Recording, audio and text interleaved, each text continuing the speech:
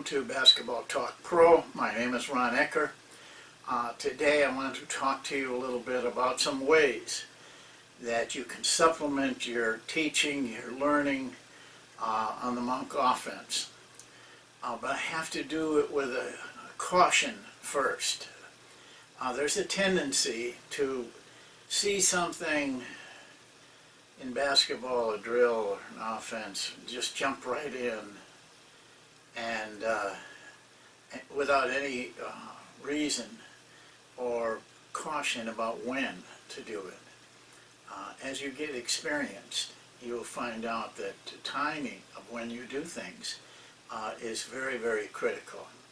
What I'm going to show you today, or talk to you about, not show you, are things that you can use with the Monk offense. They're mentioned briefly in the book. They are also mentioned, I've mentioned them briefly in other videos, but today I'm going to spend a little time on each one so that you who have never done them before or used them before can get some advice from experience of using them.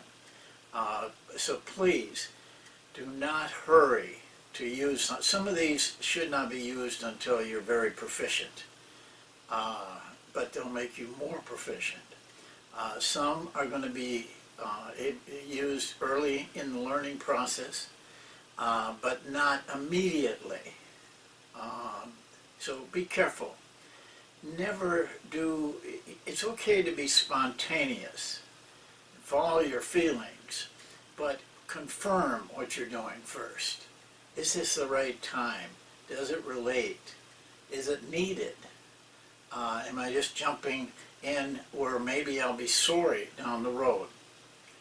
So, having said that, I hope you will listen. Most of the time coaches don't listen, especially young coaches. They want to do everything right now, get everything in before they turn 25, I guess. But trust me, there's a time to do the things right. First of all, I'm going to talk to you a little bit about the early ones, the ones you can do early in the process of teaching the Monk offense. There's just these are very simple little additions that you can use at times. They're not laws, they are just training aids, really. The first one is the one that I put in fairly early in the process and use it quite a bit through the process, is no dribbling. In the Monk offense, dribbling really, unless you're going someplace, you must correct that. And so this will help you. Just no dribbling at all. And they will soon learn then they can make progress by passing. Now, as you have gotten that down pretty well, you can add one exception. If a player feels that he has a direct drive to the basket for a layup or a pass-off for a layup, then we allow him to take it, but not early. Not until they're pretty good at playing without dribbling. This will help your offense a lot. Dribbling kills a lot of the things you want to do. You can't pass when you're dribbling. It's more of an individual effort rather than a team effort. The next one that I use pretty early in the process is what I call 5 passes. It doesn't have to be 5. It could be 3. It could be 7. 5 just is a fairly good number that extends the players and yet doesn't restrict them too much. In other words, you count the passes. I always have somebody, an assistant or a trainer or somebody, count out loud so the players know where they're at. They will soon do it themselves in their mind, but at the beginning at least, and I use them all the time, I have somebody count them. They cannot shoot until the 6th pass. They can't shoot on the 5th pass, only on the 6th pass. And what that gives them is a little sense of patience, of not hurrying things. Very important in the learning process. I use it a lot, and even late in the season I use it a lot. I may extend the number there, down to 7 or something like that, to put a little bit more pressure on them once the players are very doing well at it. Now remember though, we don't pass until 3 seconds. This is a part of this training. We don't want just pass, pass, pass. We want pass, look, pass. At taking about 3 seconds, 3 counts, to make sure that no one's cutting, that you can get the ball to. Well, now later in the process, there's 3 simple little supplements that you can add. But now please, please be careful with this one, these 3. They should not be done until the rules are mastered, the players are fairly proficient at using those rules and developing freelance situations.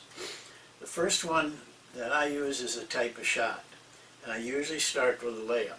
And I use it with a layup a lot because it really makes players look into the basket rather than around the outside.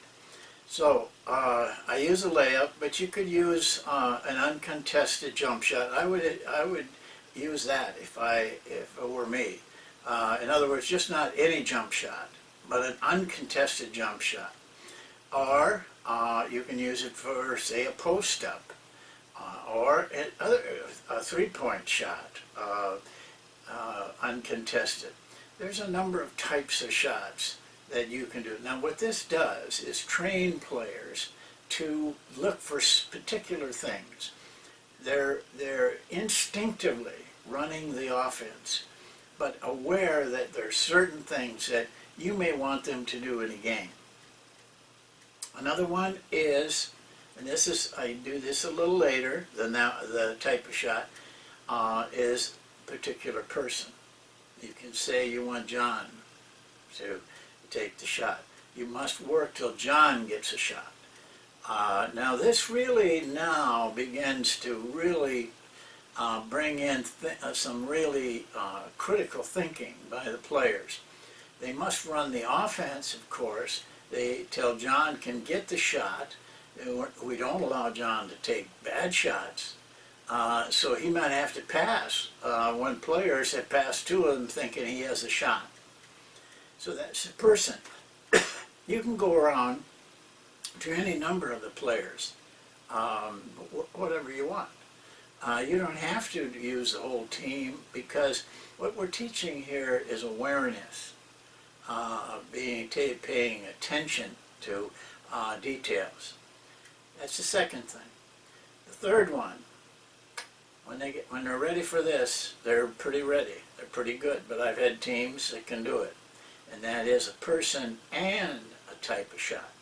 Get John a layup.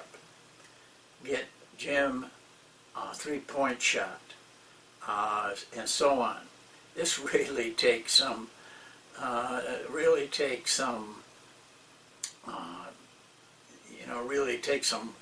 effort and skill at running the offense. When they're in that point where you can use that, your players are pretty good at running the offense. Don't hurry these last 3. Don't hurry the first 2, for that matter. Be patient. Put them in at the right time. And get a feel for when the time is right. You will.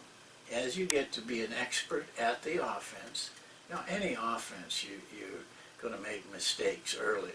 But you'll get to be year after year if you use this, and I would recommend you do. That's how you get to be a good coach of the Monk offense. It's not 1 year or 1 month. It's 3, 4, 5 years. Then you'll instinctively know when the time is right. Well, that's it for this particular video. I think these are really good supplements. You can use them with other offenses too, but I find it works best with a freelance offense. And I also think you need them more in a freelance offense. So these are some things that you can do as you go along in your career and your season. The season's coming up. If you're thinking about running the monk offense, you want to keep good notes and be able to come back to this, and so that get some ideas on what you can do. That's it for today. Thank you for watching and listening, and we'll see you next time.